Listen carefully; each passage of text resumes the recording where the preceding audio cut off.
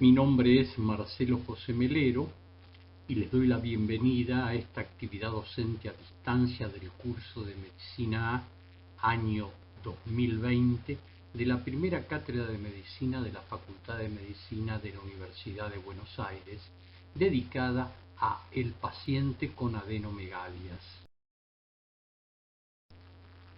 Los objetivos son identificar los grupos ganglionares de significación clínica, considerar algunos aspectos trascendentes de la semiología ganglionar y finalmente proponer un enfoque diagnóstico para el paciente con adenomegalias.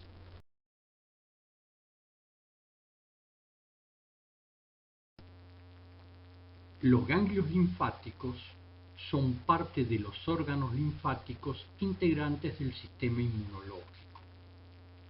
Junto con la médula ósea y el vaso, son las estructuras anatómicas y funcionales más trascendentes de este aparato.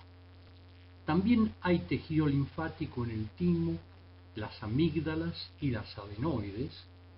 Hay tejido linfático en órganos no linfoides, como por ejemplo el apéndice cecal, las placas de Peyer del intestino delgado, y finalmente hay linfocitos en el tejido conectivo y epitelial, circulando en la sangre y en la linfa y en la médula ósea.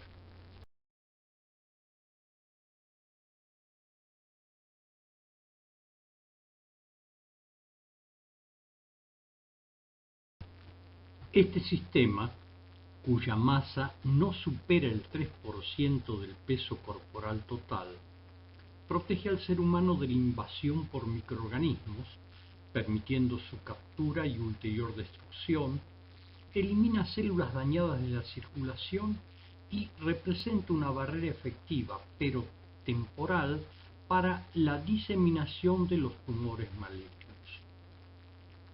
El cuerpo humano tiene aproximadamente 600 ganglios linfáticos, ubicados prioritariamente en la cabeza y el cuello, donde están un 30% de estos.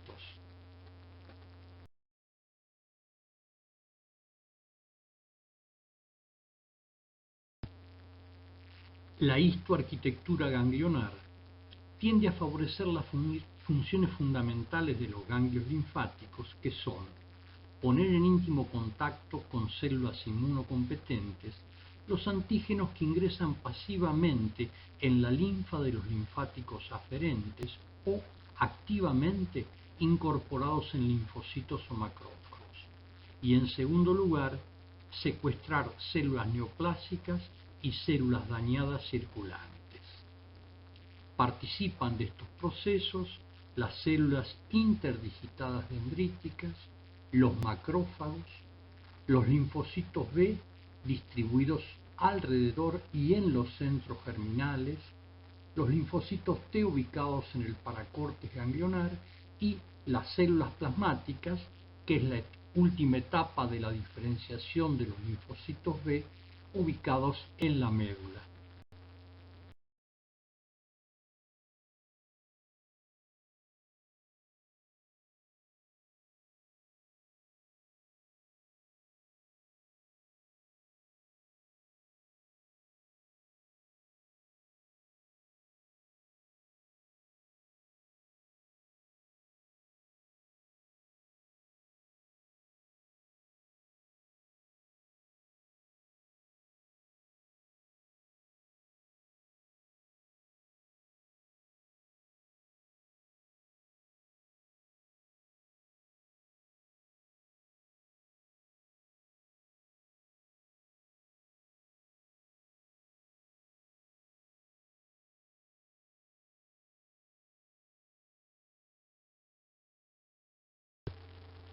Las causas de una enfermedad ganglionar, independientemente del mecanismo biopatológico involucrado y solamente con un criterio práctico, pueden clasificarse en frecuentes e infrecuentes. Dentro de las causas frecuentes, las más comunes son las infecciosas, incluyendo las infecciones producidas por bacterias biógenas y específicas, como por ejemplo el Mycobacterium tuberculosis, la Bartholina genselae, agente productor de la enfermedad por arañazo de gato, Bartonella quintana, Treponema pallidum. Los virus del grupo herpes, citomegalovirus, virus de Epstein-Barr, virus herpes simplex, el virus de la inmunodeficiencia humana adquirida y el de la rubeola.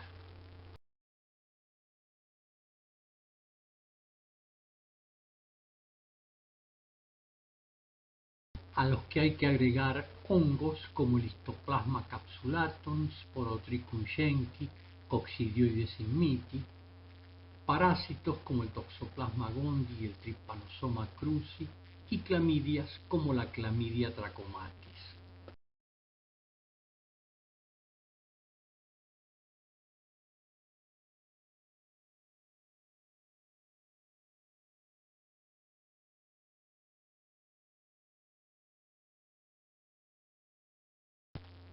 Otras causas frecuentes son las neoplásicas, por enfermedades neoplásicas hematológicas como los síndromes linfoproliferativos o linfomas, la macroglobulinemia, leucemias, síndromes mieloproliferativos e histiocytosis, a las que hay que agregar las metástasis de los tumores sólidos, preferentemente mama, pulmón, riñón, carcinoma de cabeza y cuello.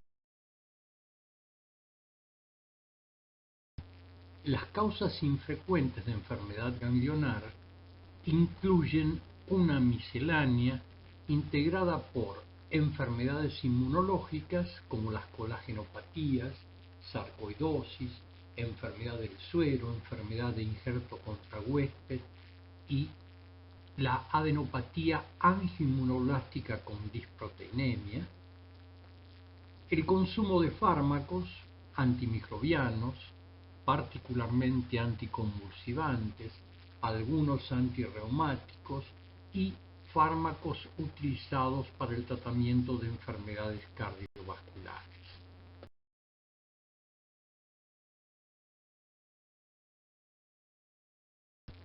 Menos comunes todavía son las enfermedades infiltrativas como la amiloidosis, la tesaurismosis y la hipertrigliceridemia, algunas endocrinopatías como el hipertiroidismo y la insuficiencia suprarrenal crónica, y otras como las adenomegalias dermatopáticas vinculadas a enfermedades extensas de la piel, las enfermedades de Kikuchi y Kimura y el síndrome hemofagocítico.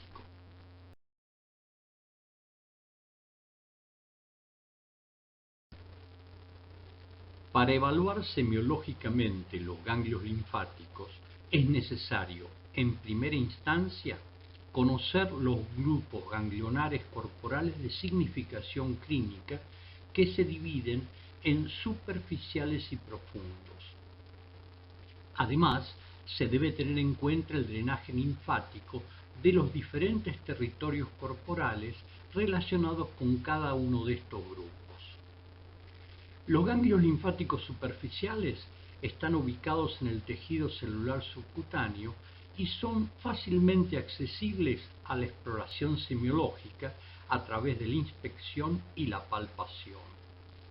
Representan una muestra fácilmente accesible para evaluar el estado de todo el aparato ganglionar. Los ganglios profundos están ubicados en las cavidades corporales, el tórax, el abdomen y la pelvis, y raramente pueden ser evaluables durante el examen físico.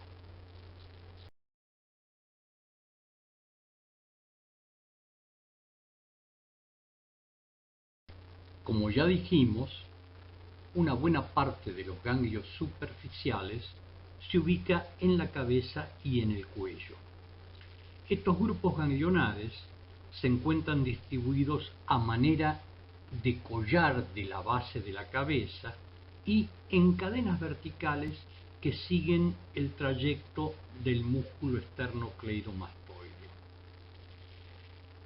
Yendo desde el mentón hacia atrás, el primer grupo está constituido por los ganglios submentonianos, que se ubican por debajo de la unión de los maxilares inferiores y reciben aferencias del labio inferior, el piso de la boca, la punta de la lengua y la piel de las mejillas. Los ganglios submaxilares, que se hallan por debajo del maxilar inferior y reciben aferencias también de la lengua, de la glándula submaxilar, de los anteriormente mencionados ganglios submentonianos y de la mucosa de los labios, la mucosa yugal y las encías. El otro grupo ganglionar es el amigdalino o yuglo digástrico, que característicamente recibe aferencias de las fauces y es el que se inflama en las amigdalitis. Los ganglios parotidios, los preauriculares, que se ubican por delante del trago del pabellón auricular y reciben aferencias de la piel y las conjuntivas de los párpados, la piel de la región temporal, el conducto auditivo externo y el pabellón auricular. Los ganglios retroauriculares o mastoideos, que están ubicados por detrás de la oreja, sobre la apófisis mastoidea, a nivel de la inserción del músculo externo cleidomastoideo. Reciben aferencias del pabellón auricular, el conducto auditivo externo y la región temporal del cuero cabelludo.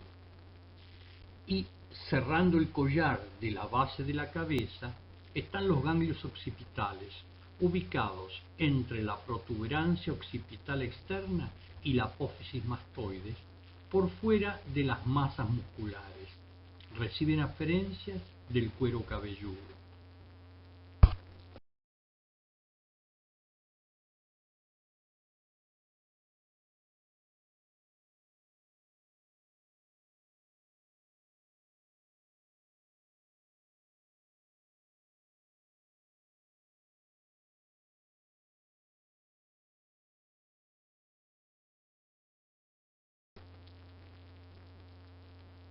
Las cadenas verticales están representadas por los ganglios supraclaviculares, ubicados por detrás de las inserciones claviculares del músculo externo cleidomastoideo.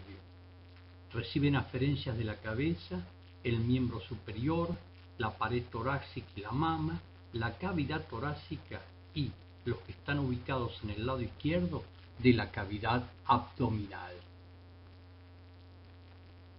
Los ganglios cervicales posteriores se encuentran a lo largo del borde posterior del músculo externo cleidomastoideo y por delante del músculo trapecio.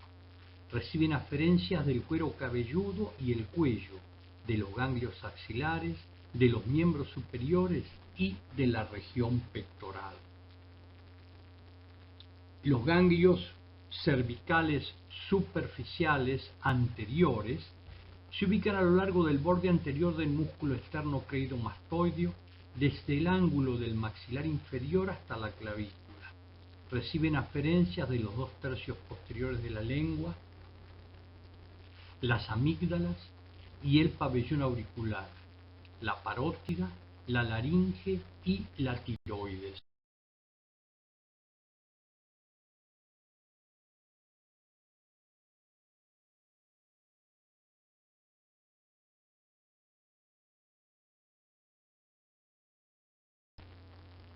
Los ganglios cervicales profundos están ubicados por debajo del músculo externo cleidomastoideo, siguiendo el trayecto de la vena yugular interna, y reciben aferencias de la oreja, la región posterior del cuello, la lengua, la tráquea, nasofaringe, cavidad nasal, paladar y esófago.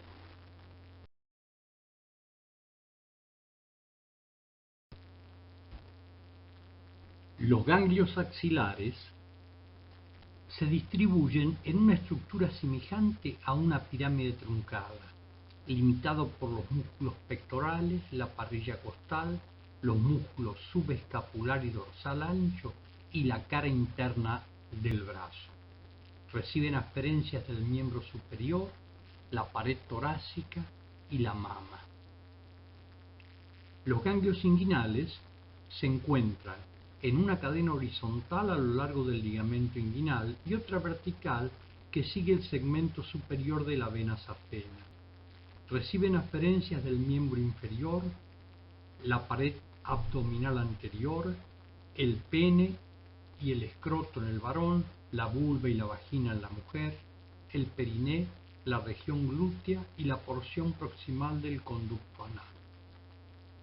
Los testículos y el contenido pelviano drenan a través de los ganglios ilíacos internos a las cadenas periaórticas en el interior de la cavidad abdominal. Los ganglios epitrocleares están ubicados por encima del epicóndilo humeral, en el surco entre los músculos bíceps y tríceps braquial. Reciben aferencias de la mitad cubital del antebrazo y de la mano y de los dedos medio, anular y meñique. Los ganglios popliteos están ubicados en el hueco popliteo y reciben aferencias de las piernas y los pies.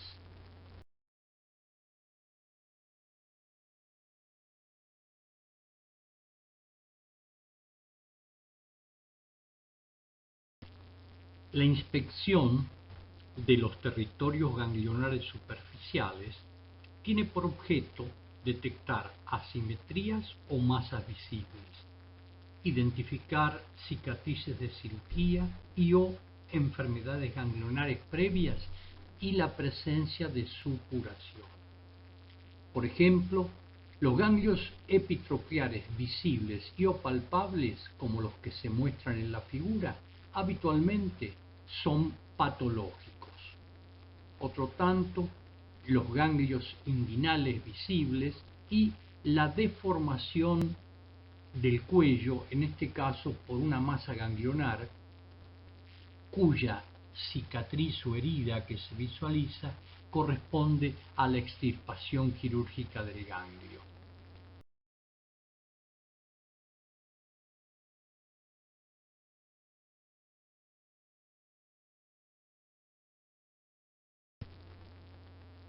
La piel, por encima de los ganglios normales, no debe tener alteraciones. En las adenitis piógenas, esta adquiere edema y rubor. Por otro lado, es característico el color azulado de la piel de la región inguinal que cubre a los ganglios de una enfermedad venérea, el linfogranuloma venéreo. Además de las alteraciones localizadas de la piel, es probable encontrar lesiones mucosas, por ejemplo, candidiasis orofaringia, úlcera loética de las amígdalas o de la lengua, o cutáneas generalizadas, como exantemas y eritrodermias, que constituyen excelentes claves diagnósticas de la causa de una enfermedad ganglionar.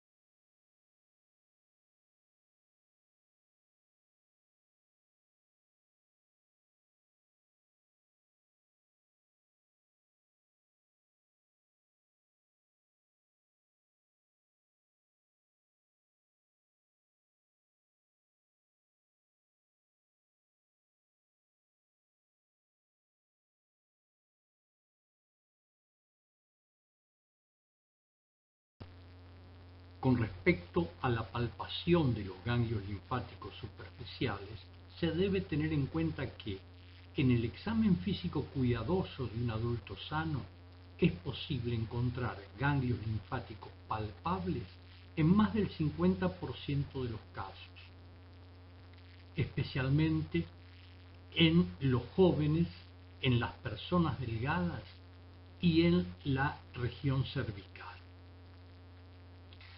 La palpación de los ganglios linfáticos tiene por objeto explorar determinadas características semiológicas de estos, por ejemplo, la forma y el tamaño. Los ganglios linfáticos normales son estructuras elipsoidales, como un poroto, que tienen un eje mayor de 0 a 5 a 1 centímetro. en la región inguinal pueden llegar a tener 2 centímetros o más. El aumento de tamaño, que puede ser visible y o palpable, y los cambios de forma, por ejemplo, se hacen esféricos, son signos de patología ganglionar. Cuando un grupo de ganglios forma un conglomerado que tiene un tamaño superior a los 10 centímetros en su eje mayor, se lo designa como masa ganglionar y es una manifestación característica del compromiso de los ganglios profundos en los linfomas o en la metástasis de carcinomas. El otro aspecto a considerar es la sensibilidad. Los ganglios normales son indoloros. La presencia de dolor espontáneo o a la palpación, que habitualmente está relacionado con el estiramiento de la cápsula ganglionar, sugiere habitualmente un proceso infeccioso, pero no es un dato concluyente. En la leucemia aguda, los ganglios, por su rápido crecimiento, son dolorosos. El otro aspecto a tener en cuenta es la consistencia. Los ganglios normales tienen consistencia blanda. Los ganglios anormales aumentan su consistencia. Cuando están afectados por un proceso linfoproliferativo, adquieren una consistencia duro-elástica, en goma de borrar. En cambio, los ganglios metastáticos son duros o pétreos. Finalmente, los ganglios normales son móviles, ruedan debajo de los dedos y no están adheridos entre sí ni a la piel ni al tejido secundario que los rodea. La adherencia de los ganglios entre sí, a la piel o a los planos profundos, es un signo semiológico anormal que indica que, cualquiera sea la causa de la enfermedad ganglionar, infecciosa, metastática, esta ha superado los límites de la cápsula del ganglio.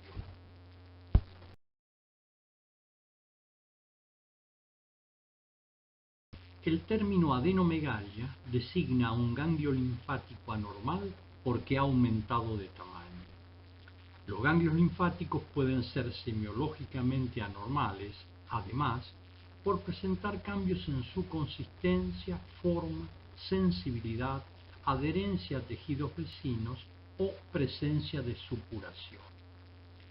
Habida cuenta de las funciones enumeradas anteriormente, la presencia de una adenomegalia es un motivo frecuente de consulta en la práctica clínica como manifestación de múltiples enfermedades que determinan la proliferación de los linfocitos o histocitos como respuesta a la exposición a un antígeno, proliferación reactiva que conserva la arquitectura ganglionar normal, o a estímulos que los transforman en células linfomatosas, proliferación autónoma con pérdida de la arquitectura ganglionar normal, o por infiltración por metástasis de carcinoma, células leucémicas, polimorfonucleares en una linfoadenitis o macrófagos cargados de desechos metabólicos como en las enfermedades por almacenamiento.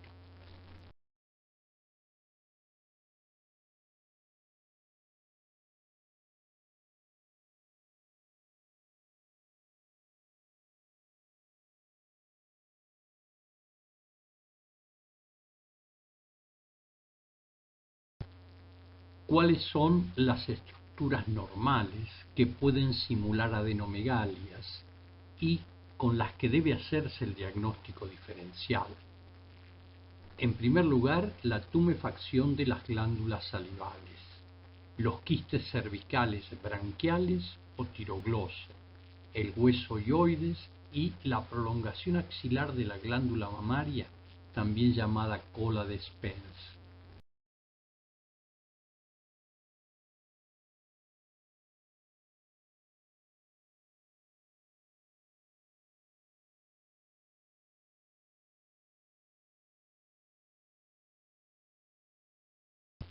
y, como estructuras patológicas, distintas formas de tumores vasculares, la hidradenitis axilar, tumores benignos como los lipomas, fibrolipomas, neurofibrolipomas,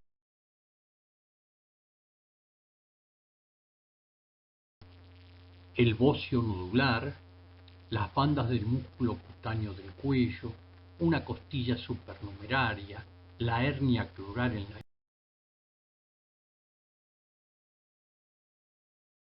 y lesiones nodulares que aparecen en territorios donde normalmente no hay ganglios.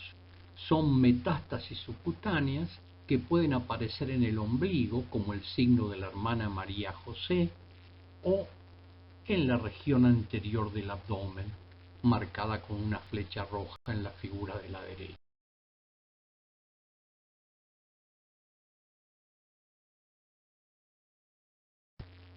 La adenomegalia puede ser la manifestación de una patología regional o sistémica y es una excelente clave diagnóstica de la enfermedad subyacente. En la mayoría de los casos, su causa es fácilmente identificable luego de una anamnesis prolija y un examen físico cuidadoso. En presencia de adenomegalias inexplicables, son necesarias pruebas complementarias en sangre y técnicas de imagen. Y a veces, una biopsia ganglionar para formular un diagnóstico de certeza. Esta puede concretarse a través de una punción con aguja fina para estudio citológico o con aguja gruesa que permite una investigación histológica.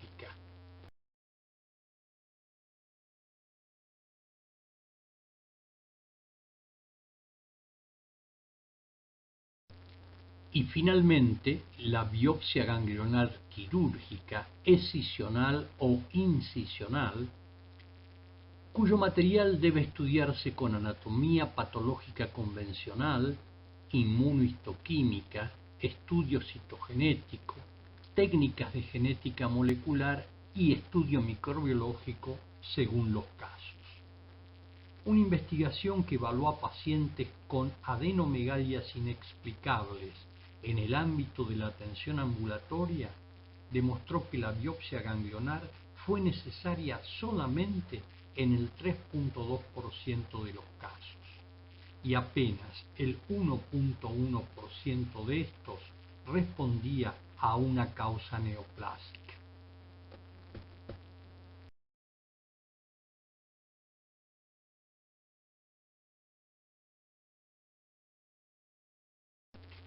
Los datos que se deben tener en cuenta en el enfoque diagnóstico de un paciente que tiene adenomegalias superficiales son, en primer lugar, el marco de referencia clínico. En segundo lugar, la ubicación anatómica del grupo ganglionar afectado. En tercer lugar, las características semiológicas de los ganglios. Y finalmente, la forma de presentación localizada o generalizada de la afectación ganglionar.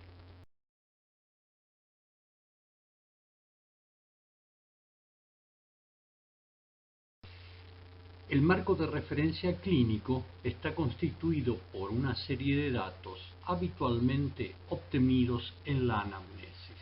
Incluyen la edad del paciente. La posibilidad de que una adenomegalia sea de origen benigno disminuye con la edad. No obstante, la prevalencia de neoplasia como etiología de adenomegalias de causa inexplicable en atención ambulatoria es baja. En los pacientes que tienen menos de 40 años no supera el 0.4%, pero aumenta al 4% en los mayores de esa edad. En cambio, la presencia de células tumorales malignas en las biopsias ganglionares realizadas en un hospital de derivación es alta, 40 a 60%. Los antecedentes personales, por ejemplo, contactos con mascotas, hábitos de vida, como conductas de riesgo para la infección por HIV. La presencia de adenomegalias en un paciente con este marco de referencia clínica sugiere una causa directamente relacionada con la infección por el virus de la inmunodeficiencia humana adquirida. La infección es activa y progresa en los órganos linfáticos, aún en las etapas latentes de la enfermedad. Además, se asocia con linfomas no Hodgkin, infecciones específicas como tuberculosis, micosis y metástasis del sarcoma de Kaposi.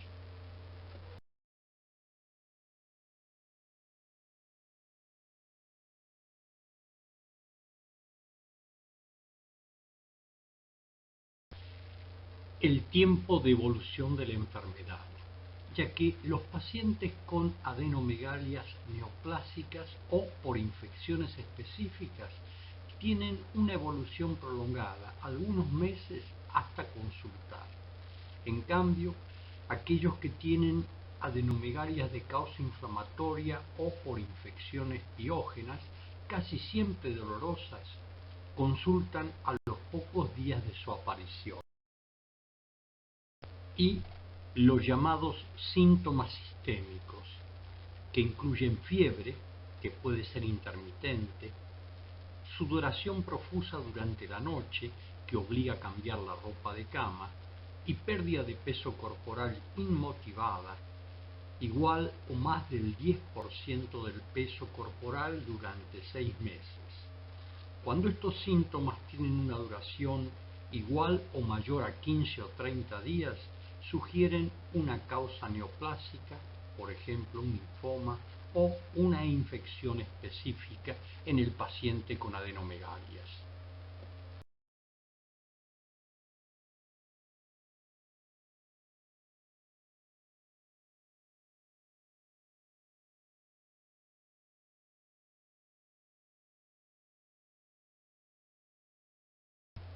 Con respecto a la ubicación del grupo ganglionar enfermo, algunas regiones tienen un significado clínico especial.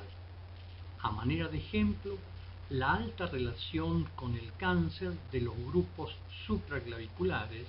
Estas adenomegalias son neoplásicas hasta en un 50% de los casos, en contraposición con los ganglios occipitales, cuyo agrandamiento responde habitualmente a una causa benigna.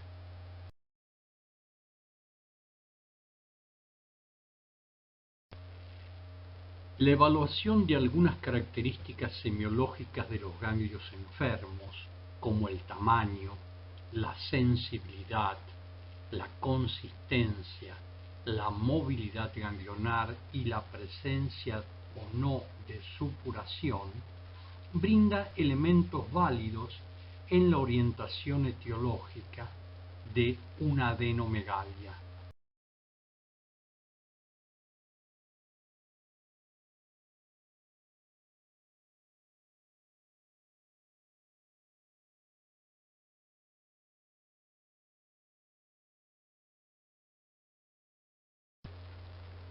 El tamaño de una adenomegalia es directamente proporcional a la posibilidad de que sea causada por una enfermedad neoplásica.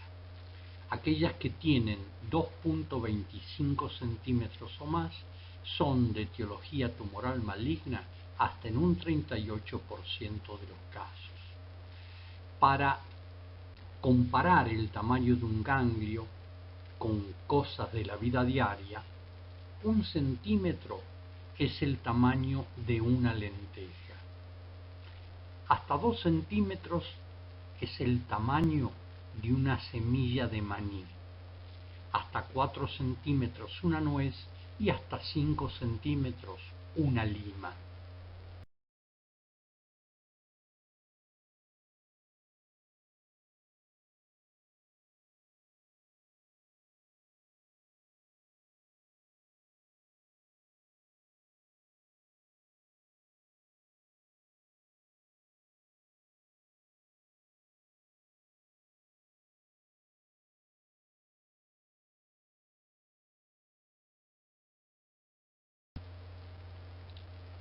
Las adenomegalias producidas por el linfoma de Hodgkin tienen la característica de que pueden tener cambios espontáneos de tamaño no vinculados al tratamiento de la enfermedad por el componente inflamatorio que las constituye. Y además tienen otras características semiológicas que se conoce con el nombre de signo de Hoster, que es el dolor en los ganglios enfermos después de ingerir bebidas alcohólicas.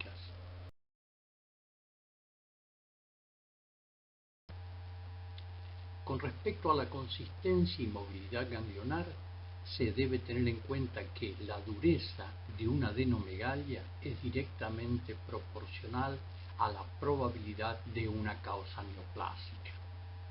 Los ganglios de los linfomas son de consistencia duroelástica y aquellos que están afectados por metástasis y un carcinoma son duropétreos.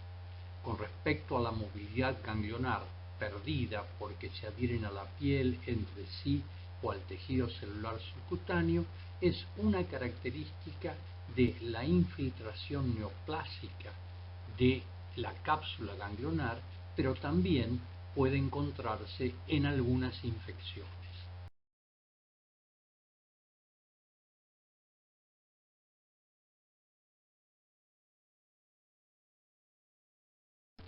La supuración de una adenomegalia constituye un signo clínico singular que limita significativamente las causas probables. La primera aproximación al diagnóstico etiológico la brindará el territorio ganglionar afectado y entre las causas debe recordarse. Si los que supuran son los ganglios occipitales, hay que tener en cuenta la pediculosis del cuero cabelludo con una infección bacteriana secundaria. Si la supuración afecta a los ganglios epitrocleares, axilares e inguinales, hay que tener en cuenta la enfermedad por arañazo de gato. Y si la supuración afecta exclusivamente a los ganglios inguinales, hay que tener en cuenta el linfogranuloma venéreo.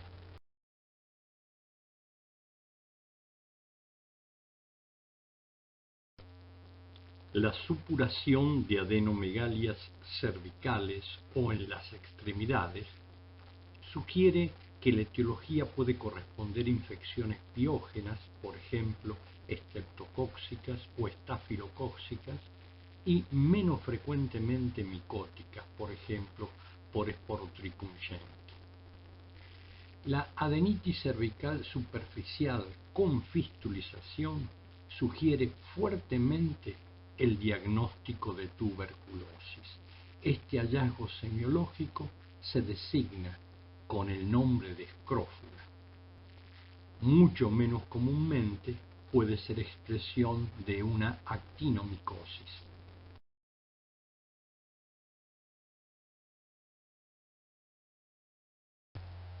Como un breve resumen de las características semiológicas de los ganglios enfermos, queremos marcar que las adenomegalias neoplásicas habitualmente son indoloras, duropétreas y adheridas entre sí a los planos profundos y a la piel, mientras que las adenomegalias infecciosas suelen tener cambios inflamatorios en la piel que las cubre, son dolorosas y a veces supuran. Finalmente, las adenomegalias linfomatosas por lo general son simétricas, de consistencia firme, que se llama en goma de borrar, indoloras y móviles.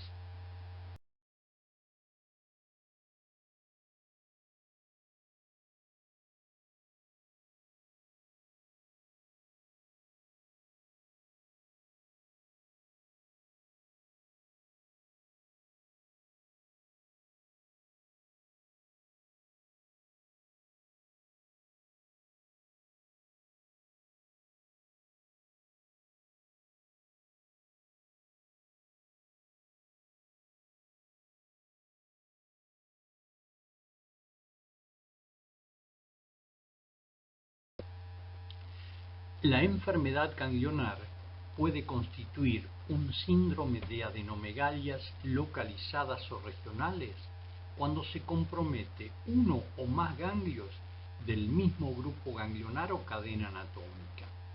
La adenomegalia localizada o regional expresa, por lo común, una enfermedad en el área corporal cuyo drenaje linfático corresponde a los ganglios enfermos. En cambio, el síndrome de adenomegalias generalizadas se constituye cuando resultan afectados uno o más ganglios de dos o más grupos ganglionares pertenecientes a distintos sistemas colectores linfáticos. Esta es la forma de presentación más frecuente de una enfermedad sistémica de etiología infecciosa, inmunológica o neoplásica que afecta el tejido linfoideo en su totalidad por alguno de los mecanismos señalados en etiología de enfermedad ganglionar.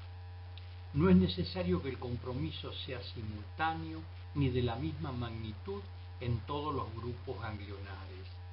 Esta característica topográfica de la afectación ganglionar superficial permite estructurar dos síndromes con interpretación etiológica diferente.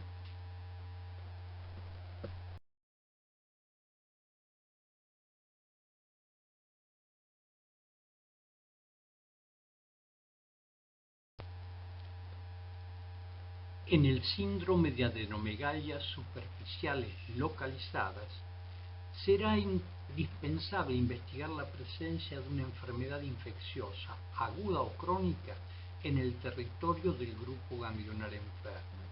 La metástasis de un carcinoma, por ejemplo, mama, pulmón, cabeza y cuello, tiroides, laringe, nasofaringe o un linfoma. La impresión diagnóstica deberá tener en cuenta el grupo ganglionar afectado y el territorio corporal del que recibe un drenaje linfático, las enfermedades frecuentes en esa región, la coexistencia de una lesión primaria, una úlcera u otro tipo de lesión en la piel que pueden detectarse por la anamnesis y o el examen físico. Este síndrome es el motivo de consulta más frecuente por una enfermedad ganglionar en medicina ambulatoria y representa el 75% de estas. Las adenomegalias superficiales habitualmente están localizadas en la cabeza y el cuello, ingles, axila o región supraclavicular, con o sin una puerta de entrada evidente.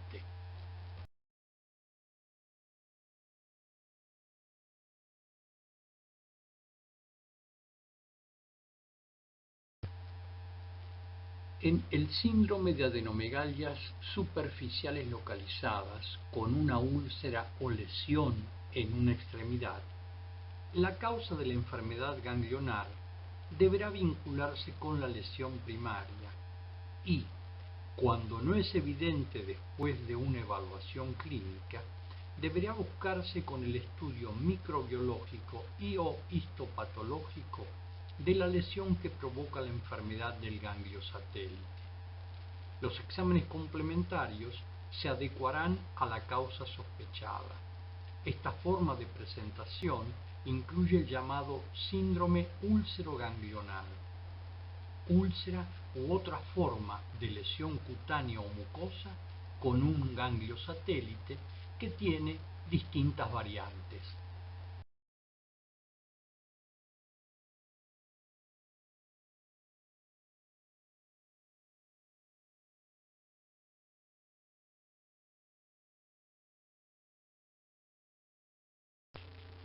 Una de estas es el síndrome de adenomegalias superficiales localizadas, axilares, epitrocleares o inguinales, con una úlcera o lesión en una extremidad, habitualmente acompañado de fiebre y otros síntomas sistémicos. Las etiologías probables son infecciones como piodermitis y celulitis, por ejemplo, vinculado al uso de una venopuntura en el área de internación del hospital, o al consumo de drogas ilegales por vía intravenosa, con menor frecuencia, enfermedad por arañazo de gato, tuberculosis, el llamado complejo dérmico primario, esporotricosis. La lesión primaria puede estar ausente y constituir un dato de la anamnesis. En segundo lugar, hay que tener en cuenta las neoplasias primarias de las extremidades, por ejemplo, el melanoma.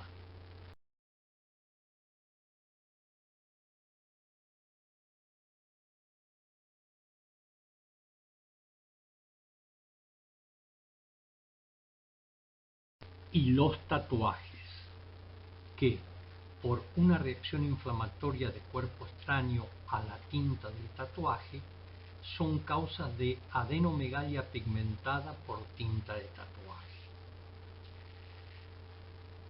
La adenomegalia axilar, en ausencia de una lesión en el miembro superior homolateral, es un signo frecuente de una enfermedad neoplásica. Otra variante semiológica es el síndrome de adenomegalias superficiales localizadas en la región cervical, con úlcera o lesión en la bucofaringe o el pabellón auricular. La causa más común de este síndrome son las faringitis bacterianas y virales, la tríada clásica de fiebre, exudado faríngeo y tumefacción ganglionar cervical anterior parece estar presente solamente en un 15% de los casos de faringitis por estreptococo hemolítico grupo A. Otras etiologías son el chancro sifilítico bucal, la tuberculosis, actinomicosis, otitis externa maligna, el linfoma de amígdalas y neoplasias de la lengua o el cabo. Una variante clínica de esta presentación es el síndrome oculoganglionar, que está constituido por conjuntivitis infecciosa y una adenomegalia satélite preauricular. En áreas endémicas puede ser la forma de presentación de una enfermedad de Chagas aguda y esta asociación se conoce con el nombre de signo de Romaña.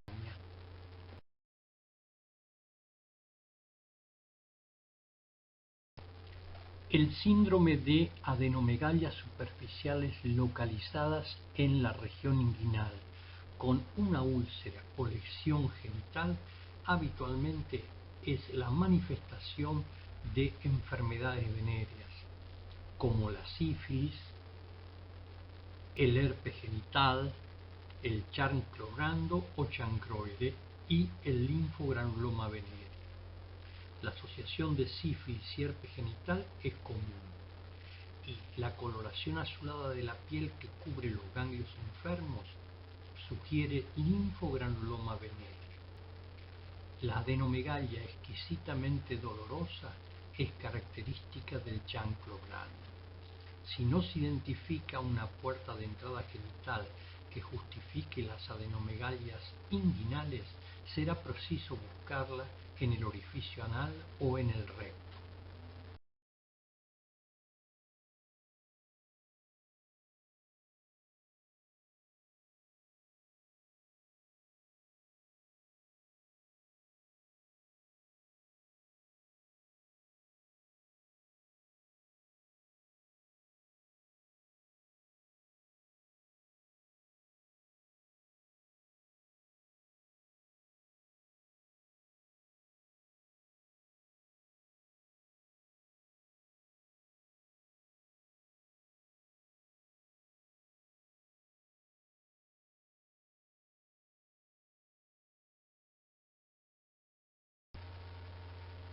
El síndrome de adenomegalias superficiales en región axilar con úlcera o lesión mamaria, habitualmente úlcera de pezón, retracción del pezón, piel en cáscara de naranja y o un nódulo mamario palpable, como el que se muestra en la imagen de resonancia magnética, tienen como etiología probable al cáncer de mama. El examen físico no es seguro en la detección del compromiso neoplásico de los ganglios axilares por un carcinoma de mama. con ganglios palpables no hay metástasis histológicas en un 25% de los casos, mientras que en ausencia de adenomegalias axilares, éstas se hallan presentes en un 30% de los casos. En la imagen de la derecha mostramos una tomografía computarizada de una paciente con cáncer de mama en la que se ven adenomegalias que en este caso superan los 20 milímetros de eje mayor. Hay que tener en cuenta que la mamoplastia de aumento mediante prótesis de siliconas, nuevamente por una reacción de cuerpo extraño, en este caso la silicona, generan lo que se llama adenomegalia silicomatosa.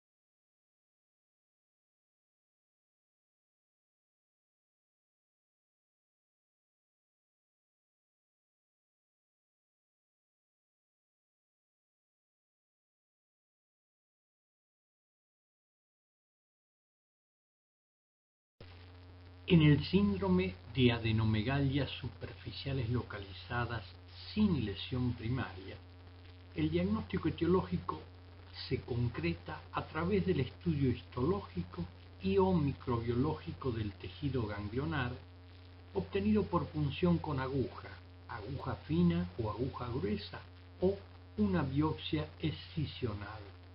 Las etiologías más probables en estos casos son los linfomas, las metástasis de un carcinoma y la tuberculosis. La adenitis cervical tuberculosa, que definimos antes como escrófula, todavía es la causa más común del agrandamiento persistente de un ganglio del cuello en los países en vías de desarrollo.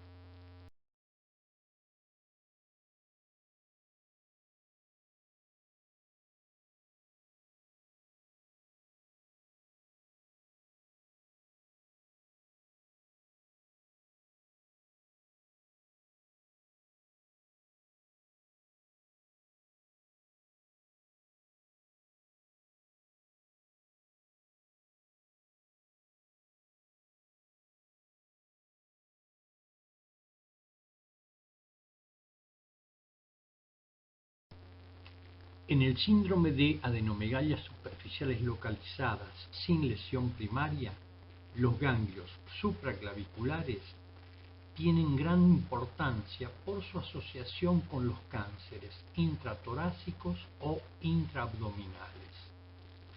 En los adultos mayores de 40 años, el 90% de las adenomegalias supraclaviculares son de causa tumoral. Las mamas, la pared del tórax y el contenido de la cavidad torácica drenan hacia ambos huecos supraclaviculares. Pero como el conducto torácico que drena la linfa de la cavidad abdominal se vacía en la vena innominada, en la región supraclavicular izquierda, el compromiso tumoral de los ganglios supraclaviculares izquierdos puede originarse en el abdomen o la pelvis. La presencia del nódulo de Virchow o ganglio centinela, también llamado signo de Troisier, corresponde a la metástasis de un adenocarcinoma, que tiene un primario en el ovario en la mujer, en el tubo gastrointestinal o en otra neoplasia intraabdominal en un ganglio supraclavicular izquierdo. Lamentablemente, la búsqueda de este signo se olvida con frecuencia en el examen físico.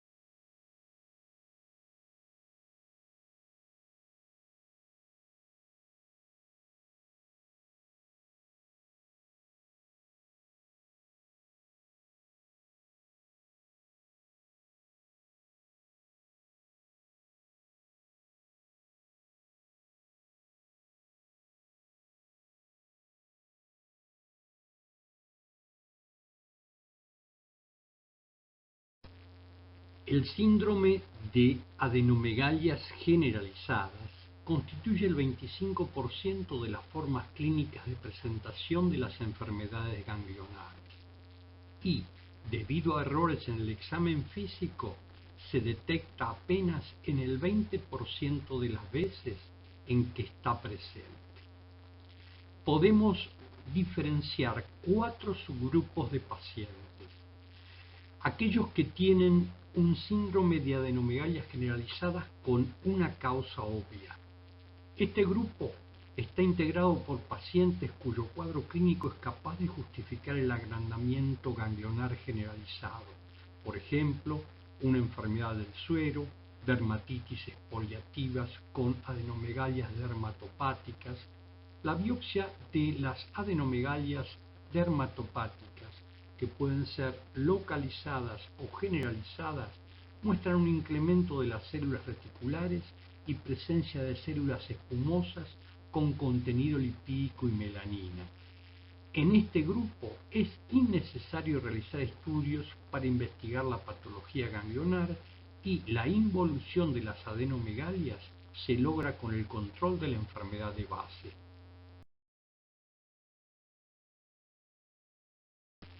El segundo subgrupo de pacientes está representado por aquellos que tienen un síndrome de adenomegalias superficiales generalizadas asociado con un síndrome mononucleósico. Este síndrome está integrado por fiebre o dinofagia y adenomegalias generalizadas con esplenomegalia o sin ella. Estas manifestaciones semiológicas están acompañadas por un criterio morfológico en el hemograma. Más del 50% de los leucocitos deben ser mononucleares, es decir, linfocitos y monocitos, o por lo menos 10 de cada 100 células blancas de caracteres atípicos tienen marcado polimorfismo y heterogeneidad de los linfocitos, lo que se llama linfocitos activados. Este grupo de pacientes tiene una etiología infecciosa responsable de las adenomegalias y el diagnóstico surge de la detección de anticuerpos y o antígenos específicos. Se debe efectuar inicialmente una prueba para detectar anticuerpos heterófilos, la medición de una inmunoglobulina IgM que se une a los glóbulos rojos no humanos de buey o caballo a través de un monotest o una reacción de Paul-Bunel. Se definen así 2 subgrupos de pacientes: aquellos que tienen un síndrome mononucleósico con anticuerpos heterófilos positivos, 90% de los casos, cuyo diagnóstico es mononucleosis infecciosa por virus de Epstein-Barr.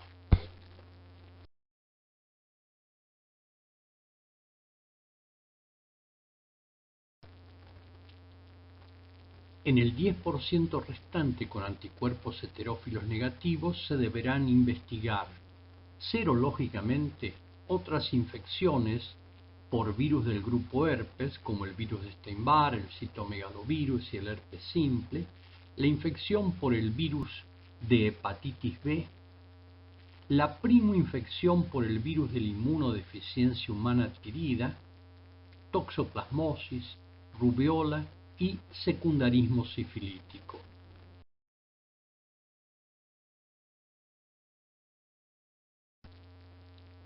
En el paciente que tiene un síndrome de adenomegalias superficiales generalizadas con conductas de riesgo para una infección por el virus de la inmunodeficiencia humana adquirida, las adenomegalias habitualmente se relacionan con esta probable infección viral. La primoinfección puede ser asintomática o estar asociada con un síndrome mononucleósico o manifestaciones neurológicas que coinciden con la seroconversión durante las 2 a 4 semanas de la infección aguda sintomática. Se debe sospechar siempre, aunque no se identifiquen conductas de riesgo en la anamnesis, y la sospecha se confirma con una prueba de ELISA para HIV que cuantifica los anticuerpos IgM e IgG y se debe solicitar la investigación de viriones circulantes en el plasma a través de la detección del antígeno P24 o la cuantificación de las copias de RNA del virus HIV, lo que se llama carga viral. Las pruebas de cuarta generación para detección simultánea del antígeno P24 y los anticuerpos anti-VIH son una solución para detectar tempranamente esta infección. La otra alternativa es que los ganglios sean manifestación de una complicación de la infección por el VIH. En este caso, las alternativas diagnósticas son hiperplasia linfoide, linfoma no Hodgkin asociado con el HIV, infección por micobacterias, sarcoma de Kaposi y otras causas como criptococosis y raramente enfermedad de Hodgkin. En este caso, el diagnóstico se puede realizar por una punción biopsia ganglionar inicialmente con aguja fina para hacer un diagnóstico citológico y microbiológico directo y cultivo.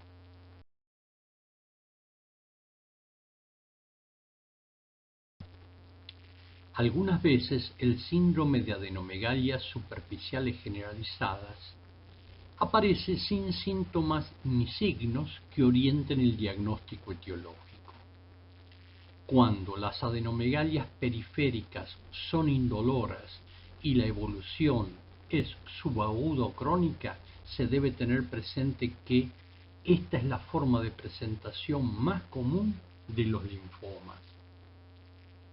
Menos frecuentemente, las adenomegalias generalizadas pueden ser una forma de presentación de la tuberculosis miliar.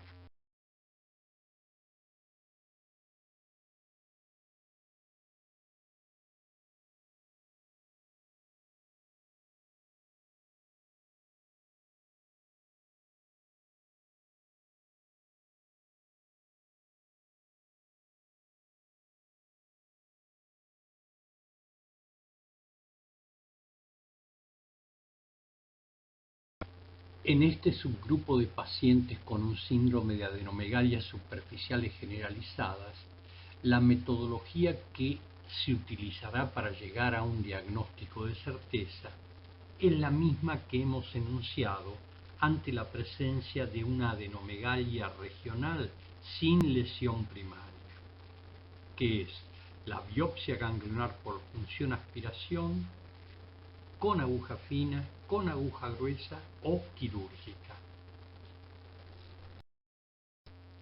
El algoritmo diagnóstico para determinar la etiología de la enfermedad ganglionar que sugerimos a continuación debe utilizarse en aquellas situaciones clínicas en las que los ganglios enfermos son los únicos o los más significativos signos de la enfermedad. No es útil en aquellos cuadros clínicos donde el diagnóstico etiológico surge de un conjunto de síntomas y signos de los cuales las adenomegalias son una manifestación secundaria. En consecuencia, cuando tenemos una persona que tiene ganglios palpables a través de la anamnesis y el examen físico, debemos determinar si los ganglios son normales o anormales.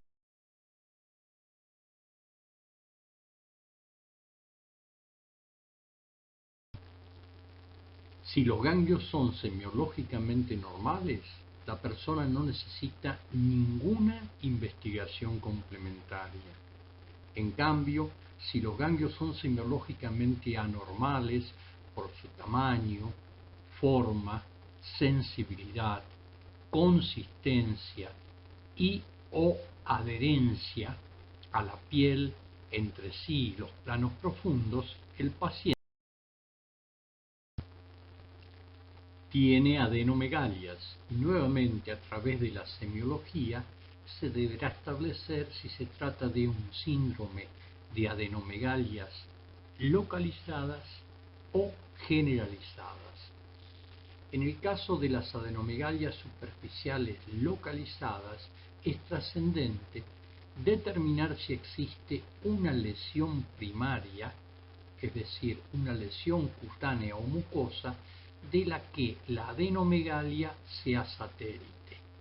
En ese caso, el estudio de la lesión primaria, microbiológico y o histológico, habitualmente permite hacer el diagnóstico etiológico de la adenomegalia. En el caso que el paciente tenga adenomegalias localizadas sin lesión cutánea o mucosa, el diagnóstico de certeza de la causa de la adenomegalia se hace por la punción con aguja fina, con aguja gruesa y o la biopsia ganglionar, con el estudio histopatológico y microbiológico cuando las condiciones lo ameriten. La punción y o biopsia ganglionar también es un recurso para el paciente con adenomegalias localizadas y lesión cutánea o mucosa cuando el estudio de esta no permite confirmar un diagnóstico causal.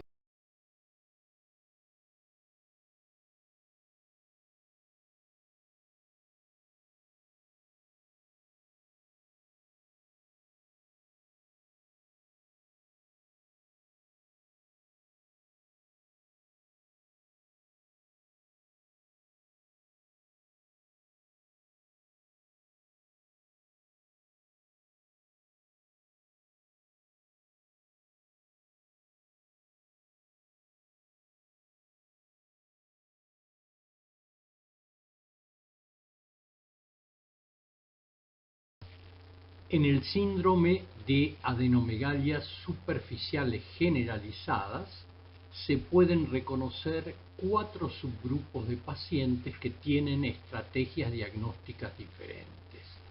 En el caso de una causa obvia, como una enfermedad de la piel, no hace falta estudiar la adenomegalia porque se considera habitualmente secundaria a la enfermedad dermatológica. En aquellos pacientes que tienen adenomegalias generalizadas en el marco de referencia de un síndrome mononucleósico, el diagnóstico etiológico habitualmente es serológico. En los pacientes que tienen conductas de riesgo para padecer una infección por HIV, el diagnóstico de las adenomegalias habitualmente está vinculado a esta forma de inmunodeficiencia. Aquellos pacientes que tienen adenomegalias generalizadas sin signos orientadores y aquellos que tienen adenomegalias que están vinculadas a la infección por VIH que no forman parte de una primoinfección, el diagnóstico etiológico nuevamente va a requerir una punción aspiración y o biopsia ganglionar con estudio citológico, histopatológico y microbiológico.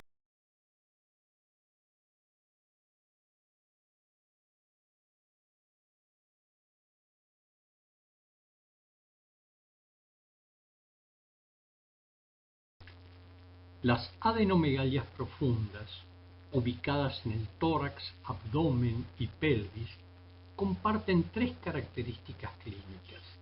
Habitualmente no son accesibles a la inspección o palpación en forma directa. Una excepción puede estar representada por grandes masas linfomatosas o metastáticas ubicadas en el abdomen o la pelvis, especialmente en pacientes delgados. Las adenomegalias pueden expresarse por manifestaciones obstructivas o compresivas. A veces, el efecto de masa generado por su volumen es responsable de cuadros clínicos definidos que sugieren determinadas etiologías.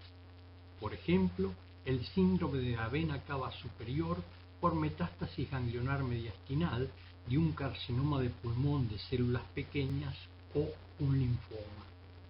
El edema unilateral del miembro inferior por compresión venosa o linfática que ejercen los ganglios ilíacos internos o pelvianos, agrandados por metástasis de un adenocarcinoma de próstata. Y habitualmente se los detecta como consecuencia de una evaluación diagnóstica dirigida por los síntomas o en la estadificación de adenomegalias superficiales a través de métodos por imágenes, radiografía de tórax, tomografía computarizada y o ecografía. En situaciones especiales puede ser necesario un estudio llamado PET con 18-fluorodeoxiglucosa, una resonancia magnética o una centellografía con galio 67.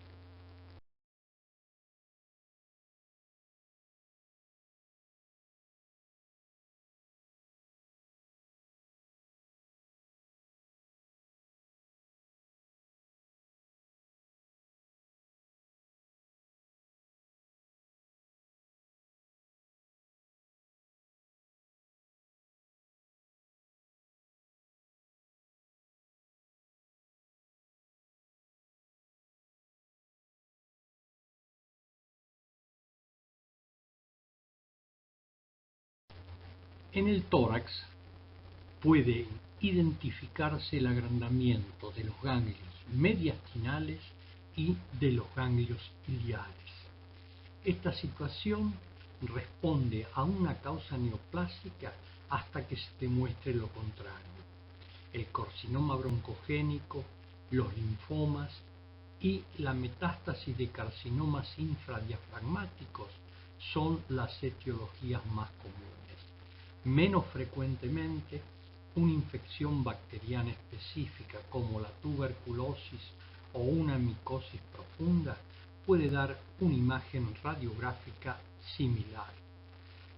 La mediastinoscopía o la mediastinotomía son los procedimientos instrumentales usualmente necesarios para obtener material ganglionar y llegar a un diagnóstico de certeza histopatológico y o microbiológico.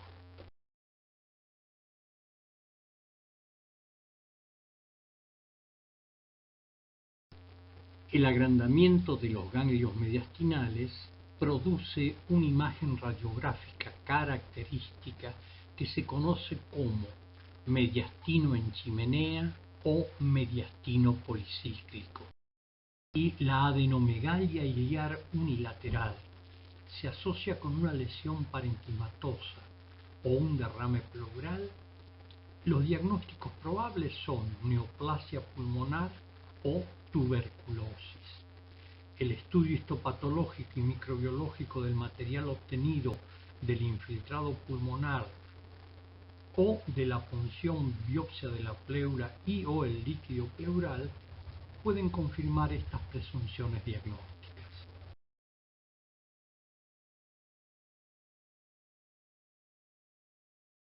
Las adenomegalias mediastinales en un paciente asintomático que tiene un examen físico normal puede ser una manifestación de una enfermedad inflamatoria benigna llamada sarcoidosis, pero teniendo en cuenta la baja especificidad de las técnicas de imagen, es prudente confirmar histológicamente este diagnóstico.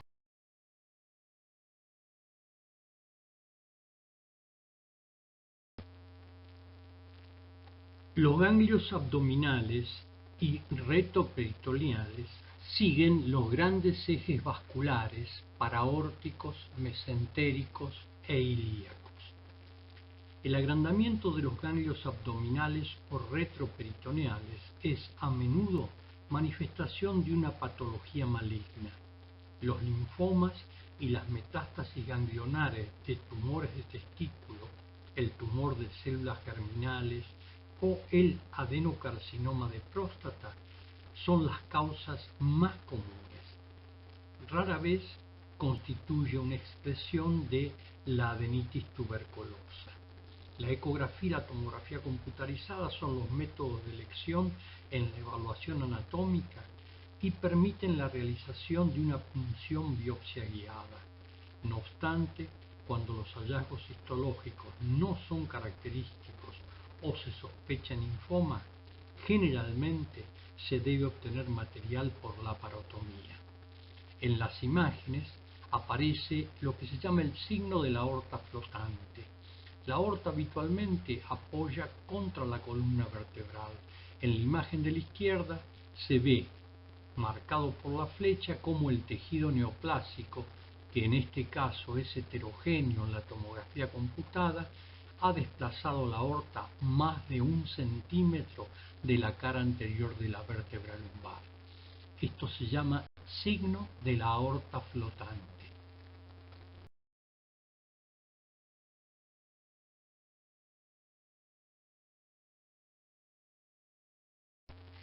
En la actualidad, una técnica de imagen, la tomografía por emisión de positrones, conocida con el acrónimo PET, usando 18-fluorodeoxiglucosa, se ha transformado en una técnica de imagen útil para detectar metástasis ganglionares y para la estadificación y evaluación del tratamiento de los linfomas. Brinda una información metabólica única porque la captación incrementada del radiotrazador en el tejido neoplásico es el resultado de un aumento del metabolismo anaeróbico y de una más prolongada permanencia del radiotrazador en las células tumorales comparadas con los tejidos normales. Asociada con una tomografía computarizada con contraste intravenoso, brinda una excelente información anatómica y funcional de todo el sistema ganglionar.